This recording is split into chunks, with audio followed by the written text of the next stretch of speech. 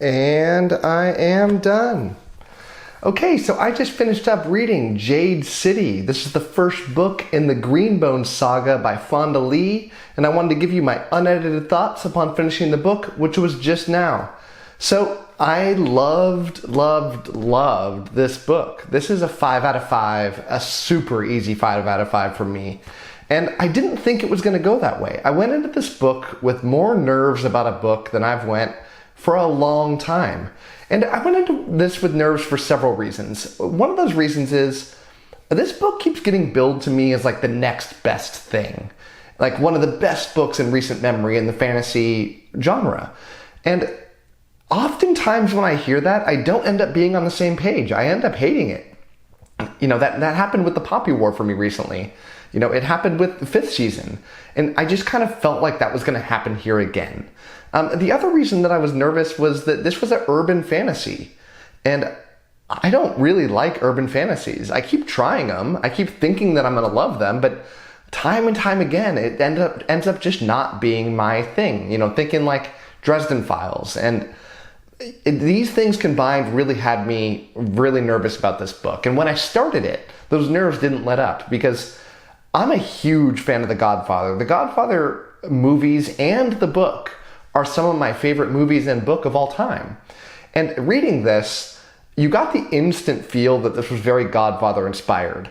But as the beginning kind of rolled along, the similarities were more than a little bit. It felt like a ripoff.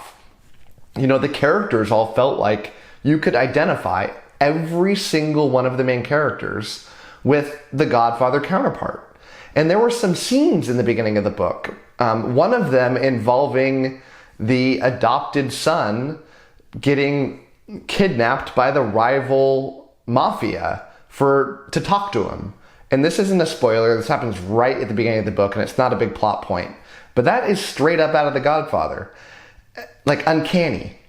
But pretty quickly after that beginning set of chapters in the book, the differences started to magnify. And by the middle and later parts of this book, it was a totally unique thing, and I thoroughly enjoyed that. So all of my nerves disappeared by about the halfway mark, and it became this entirely enjoyable thing because it is unique. It is its own thing. It clearly has its inspiration, but it is its own thing. So let me go through the various facets of how I review a book and what I thought the scores should be for each of these individual aspects. So let's start with the story. And the story is easily a 5 out of 5. It's arguably the best part of the book, and that's usually what you want to be the best part of your book, right? The story. So the story revolves around the Call family. This is a mafia, kind of traditional sort of mafia family, and they live in the island of Kikon. I think that's how you say it. And this is a classic story of a mafia power struggle between two rival families. And at the beginning of the book, the very beginning, they kind of work cooperatively, not like together, but they have their own areas of town. But as the book goes along, things start to inflame and the tensions start to rise. You know, this is the story of children trying to fill the shoes of their grandfather. The grandfather was the patriarch of the family. And before the book starts, he has already given up power to his grandson. I don't really know or follow along what happened to like his son, but it follows the grandchildren. So you've got these 3 brothers, one of them adopted, and a sister.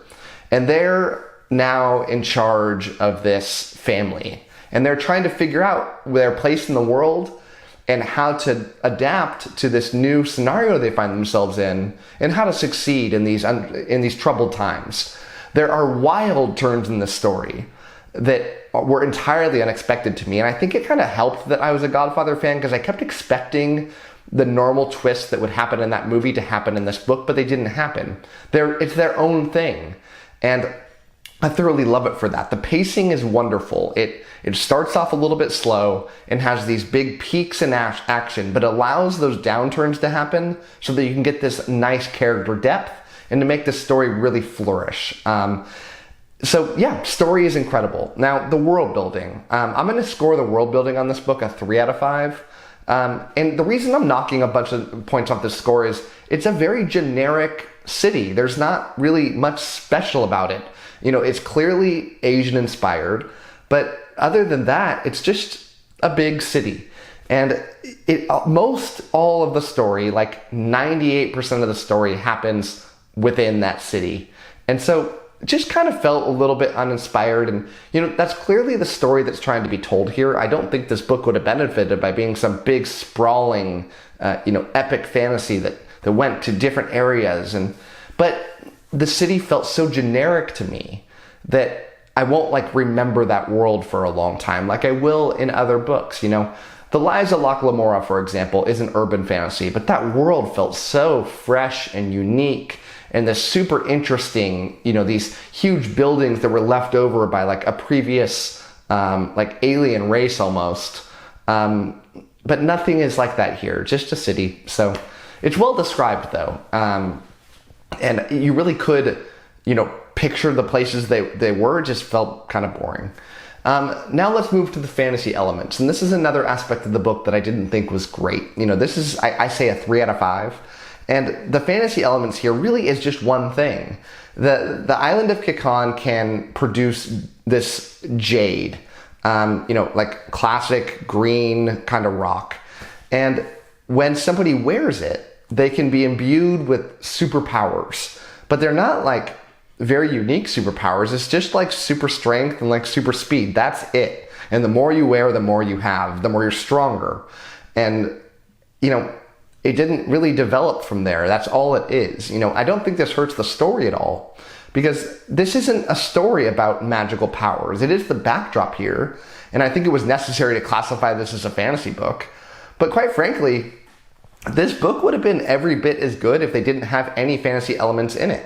And so it's just this light kind of background thing that adds a little bit of fun to it, but certainly not, a special magic system or anything. It's extremely pedestrian. It's something that somebody could think of, in 5 minutes. And so, if you're going into this thinking you're going to get some Brandon Sanderson-esque, deep, well thought out magic system, this is not the book for you. This is a book about the story. And this is a book about the characters. And let's talk about those characters, because I'm going to give this part of the book an easy 5 out of 5. If I could give a 6 out of 5, that's what it would get. So there are 4 main POVs in this book. And it centers around the 3 brothers, one of them adopted, and 1 sister.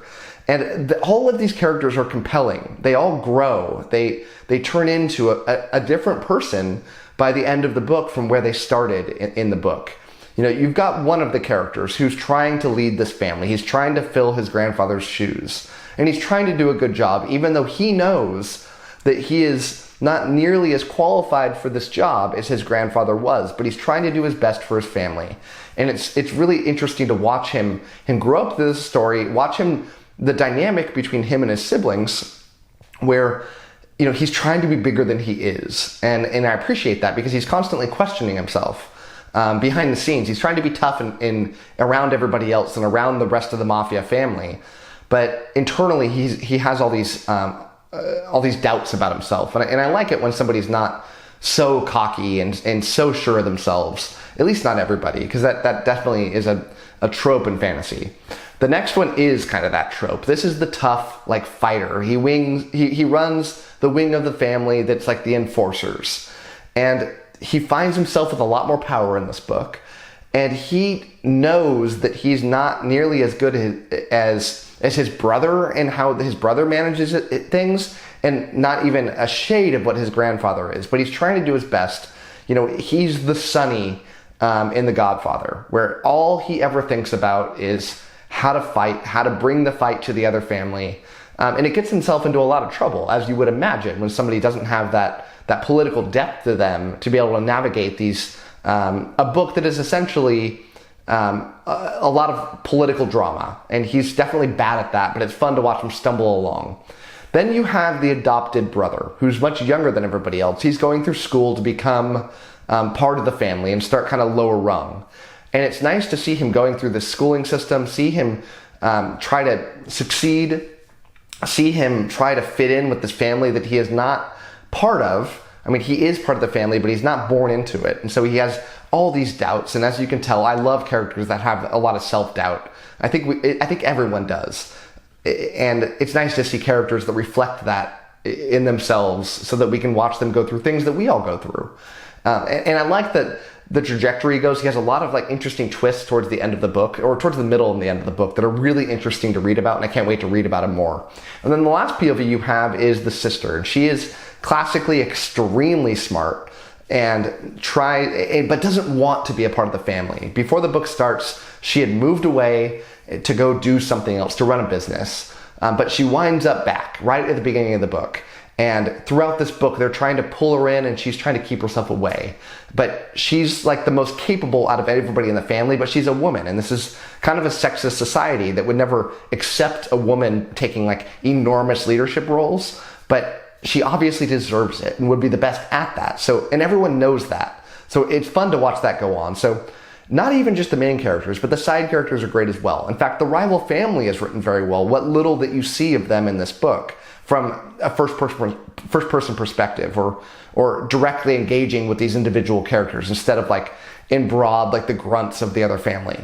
And they're so engaging that you don't get this picture that this is like a good guy, bad guy thing. This is just two different families that are both deeply flawed. And I love a lot of gray in my fantasy stories, and that's clearly what the series is, a core feature of this story. So moving on to the last aspect, the main aspect that I look at, and this is the writing style. And I'd say the writing style is like a 4 out of 5. It's good, not incredible. It's not among like the titans of the genre. It doesn't have that flowing prose that like a Rothfuss would have, or a Robin Hobb, or like a Steven Erikson. But it's good. It's certainly a step above somebody like Sanderson. And people say, when I say that Sanderson has like bad prose, they say that I hate Sanderson. I love Sanderson. He's one of my top favorite authors. But prose is not his strong suit. The prose is decent. Constantly I just think of the writing style as like good. But nothing to write home about. The descriptions are well done. I could picture everything going on. I could picture the characters. Fonda Lee does a good job at writing in that style. But yeah, you're not going to see like a ton of memorable quotes here, things that really make you sit back and think. Or you're never going to read a paragraph and just kind of sit back and like take it in. That's not what this book's about. So to wrap this up, my overall enjoyment was over the top 5 out of 5. I cannot wait to start the next book in this series. I think I'm going to begin it at like the end of this month, and maybe I'll even finish the book by the end of this month, but I can't wait. I don't think I've been more excited to read a sequel in quite a long time. So I think I'm like the last person in the fantasy community to read this book. But if you're watching this and you haven't, go pick this book up. It's amazing. I hope you enjoy it. Even if you enjoy it just a little bit as much as I did, you're going to have a great time. So thank you so much for watching my review, and happy reading to you.